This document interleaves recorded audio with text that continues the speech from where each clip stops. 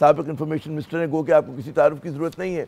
ये बताइए कि जो भारत ने एकदम पहलगाम वाक़े के बाद जो एस्केलेशन लैडर पे चढ़ा है, और अभी जनरल साहब फरमा रहे थे कि जी और कोई ऑप्शन नहीं है भारत के पास सिवाय इसके कि फिर और क्या करेगा इसके बाद। डिप्लोमेटिक फ्रंट पे तो बिल्कुल कोई उसके पास ऑप्शन नहीं है।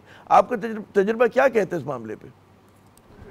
देखिए, जो इस वक्त तक की सिचुएशन है, जो अभी इनिशियल स्टेप्स इंडिया ने लिए हैं, और अगर आप इंडियन मीडिया वॉच कर रहे हो, देख रहे हो जिस किस्म की वॉर मॉन्गरिंग इस वक्त इंडियन मीडिया कर रहा है, और अक्सर में तो देखें पाकिस्तान अपने साइड में इतना उलझा हुआ है कि वो बाहर के रीजनल और उसके ऊपर इतनी नजर रख नहीं रहा। वरना तो अगर आप बीजेपी का मैनिफेस्टो देखें, उस मैनिफेस्टो में लिखा हुआ है कि हमने इस बार पाकिस्तानी कश्मीर जो है उसको हमने लेना है। तो नरेंद्र मोदी की हुकूमत जो है वो तो बिल्कुल उन्होंने पहले आर्टिकल 370 की प्रोटेक्शन खत्म की कश्मीर के लिए, और अब वो हर वो कदम उठाना चाहते हैं जिससे वो फतेह लगे। He want to show himself कि वो गांधी से भी बड़ा लीडर है, और इस वक्त जो उनकी तमाम एफर्ट है वो पाकिस्तान को ब्लेम करना उनकी लोकल पॉलिटिक्स के लिए कन्वीनियंट है, नंबर 1। नंबर 2, ये अमित शाह देखिए ना, मसलन अभी जो इनकी जो CSS की मीटिंग हुई है, यानी कैबिनेट कमेटी ऑन सिक्योरिटी की जो मीटिंग हुई है, जो हमारी जिस तरह नेशनल सिक्योरिटी कमेटी है उनकी CSS सबसे बड़ी कमेटी है, उसमें जो चीफ मिनिस्टर है कश्मीर के उमर अब्दुल्ला साहब, उनको बुलाया ही नहीं गया। और इसलिए नहीं बुलाया गया कि जो फारूक अब्दुल्ला हैं वो सुबह बयान दे चुके थे कि पाकिस्तान के ऊपर हमले करने की बातें जो हैं ये अहमकाना है, और वो भी आगे से रिटेलिएट करेगा। तो अभी बीजेपी की और ये जो हिंदू महाभारता की एक पॉलिटिक्स है, उसमें तो मुझे काफी जो है वो शक है, और लगता है कि इंडिया एक सर्जिकल अटैक पाकिस्तान के ऊपर किसी न किसी बहाने से करेगा।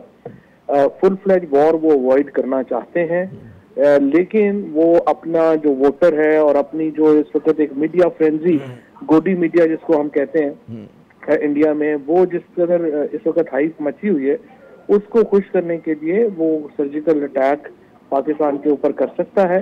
और जाहिर है कि वो फिर उसका क्या होगा। ये मैंने सवाल जो था उनसे भी किया था, गुलाम मुस्तफा साहब से, जनरल गुलाम मुस्तफा साहब से भी, और आपसे भी मैं करूंगा कि पाकिस्तान के पास क्या ऑप्शन हैं अब, क्योंकि नजर आ रहे हैं उन्होंने अपने पत्ते दिखा दिए। वो इट्स अ मैटर ऑफ मतलब है टाइम है, ये नहीं हो कि करेगा नहीं करेगा, करेगा तो बिल्कुल नजर आ रहा है वो।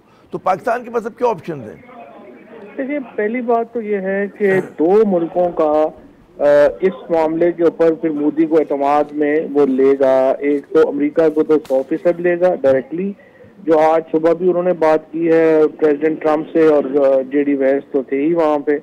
और दूसरा जो है उन्हें इनडायरेक्टली चाइना को भी किसी तरीके से एतमाद में लेना होगा। जिस चीज पे मैं अभी थोड़ा हैरान हूँ वो ये है कि हमारी तरफ से कोई एफर्ट नजर नहीं आ रही कि बाकी मुल्कों को तो चले छोड़े, लेकिन चाइना और सऊदी अरेबिया को तो अभी तक प्राइम मिनिस्टर साहब को कॉल करके अपना जो पाकिस्तान का केस है उनके सामने पुट कर देना चाहिए था। लेकिन मैंने नहीं सुना कि प्राइम मिनिस्टर ने यानी शहबाज शरीफ साहब ने कोई इस किस्म की एफर्ट जो है वो की हो, जो मेरे ख्याल में लेट होने का कोई फायदा नहीं है। और हमें डेफिनेटली चाइना को और सऊदी अरेबिया को इसमें इन्वॉल्व करना होगा। UAE भी तीसरा मुल्क है, क्योंकि इन दो मुल्कों के तो अब मोदी के साथ ताल्लुकात बड़े करीबी हैं। और अगर ये सर्जिकल स्ट्राइक होता है, और मेरा ये ख्याल है कि इस वक्त अमेरिका तो हमसे थोड़ा दूर खड़ा है, लेकिन अमेरिका भी पिछली दफा जब ये हमला हुआ था, ये जब इन्होंने सर्जिकल अटैक किया था, तो प्रेसिडेंट ट्रंप ने बड़ा अहम रोल अदा किया था। और टू बी फेयर विद, अगर इस खित्ते में जंग बची थी तो वो प्रेसिडेंट ट्रंप की बड़ी एक्टिव इंटरवेंशन की वजह से बची थी। अब हमें नहीं पता कि इस दफा वो क्या रोल अदा करें। पाकिस्तान को आपने दुरुस्त फरमाया, फवाद साहब के फाल डिप्लोमेसी की जरूरत है, और ये बड़ा एक इस वक्त नाजुक वक्त है और नजर आ रहा है भारत के साथ। बहुत बहुत शुक्रिया फवाद चौधरी साहब आपका भी, और जनरल गुलाम मुस्तफा साहब आपका भी साथ दिया।